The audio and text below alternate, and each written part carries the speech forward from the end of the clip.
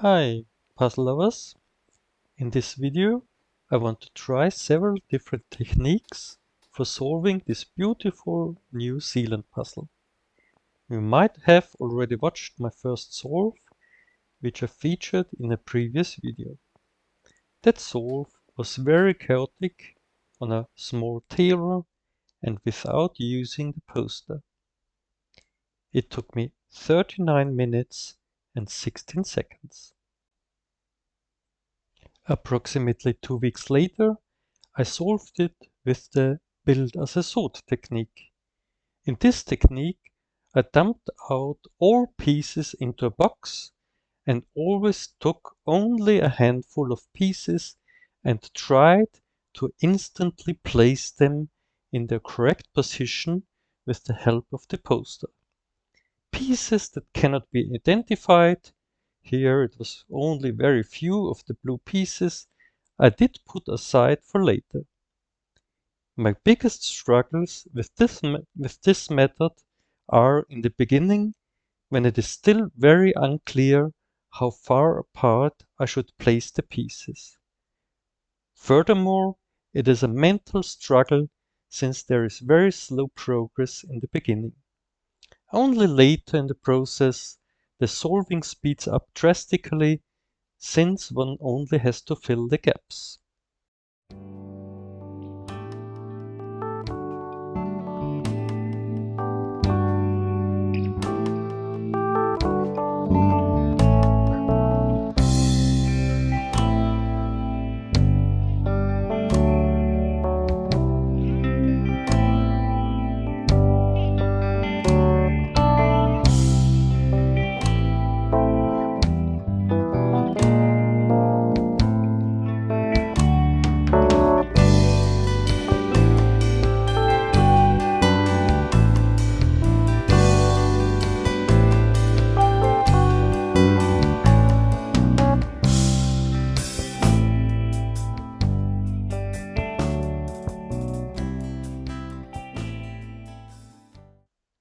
Please apologize that the camera angle was not perfect and the video does not cover the whole puzzle.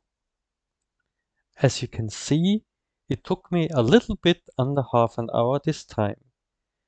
Since it was the second solve, it is not surprising that I was faster this time than at the first try.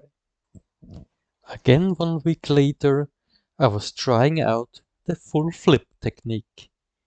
In this method, one flips all pieces upside down and spreads out those pieces evenly on the table, such that one can see all pieces at the same time. During flipping, one may or may not fulfill some sorting tasks, for instance sorting out the edges. Here, I sorted out all the areas of the puzzle that are within a yellow frame. That is the animals of New Zealand and the Auckland, Wellington and Christchurch logos. All those pieces I put on a huge pile directly in front of me. And of course, I then started with these pieces. The flipping took me almost 3 minutes. The advantage of the full flip lies in the fact that it is very fast to pick out all pieces with a prominent feature later, say the green landmass or the black text, and work with those pieces. One big disadvantage is that the full flip uses up quite a big area of the table space and the building area is limited therefore. For this puzzle, I expected the build as a sort technique to shine. Just because of the fact that the puzzle is easy and very busy, that is, almost all pieces can be located on the poster very easily. Although the full flip method is my standard, I expected a slow time. Thus I was very surprised to see that I only needed less than 25 minutes, besting my record by 5 minutes. Was it only because I now knew the puzzle image better? Who knows? Directly after the full flip, I tried out the full sort technique.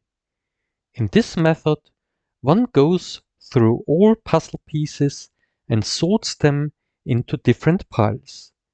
I decided to build one pile with the animals of New Zealand, one pile with the 3 city logos, one pile for the green landmass, and one pile for the blue sea. During sorting, I also decided to dedicate a separate pile for the black text.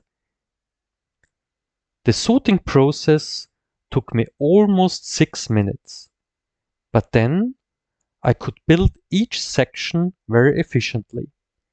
Kristin Toof from Norway surprised everybody with a very relaxed and thorough sorting at the last World Championship. And finally, she became the runner-up. For the New Zealand puzzle, the full sort felt like a total waste of time. But in the end, I again had a clear personal record of now 20 minutes and 22 seconds. This time I was absolutely certain that this record was only due to the fact I already knew the puzzle that well. Now I had a problem. My times were getting faster and faster, but probably not because of better techniques, but just by the fact that I now knew almost each single puzzle piece like a loyal friend, and I didn't need to consult the poster at all. What should I do? I decided to rebuild the puzzle 2 more times, namely with the build as a sort and the full flip methods. This would be on a fair basis compared to my very last build. Enjoy with some music.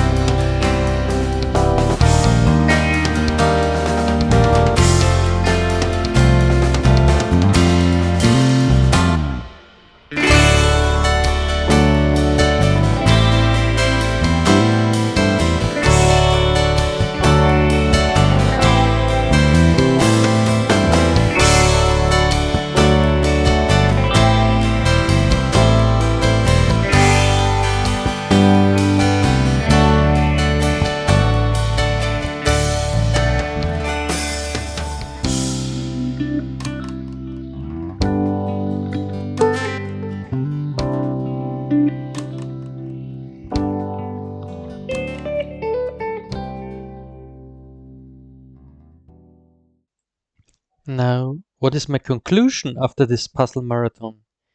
First of all, it seems important to me to have tried different techniques since I want to be best prepared for the World Championship this fall.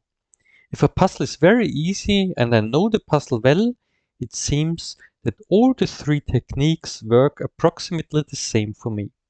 I did not get any insights, however, which technique would have yielded the best result in the all-important case that the puzzle is completely new to me.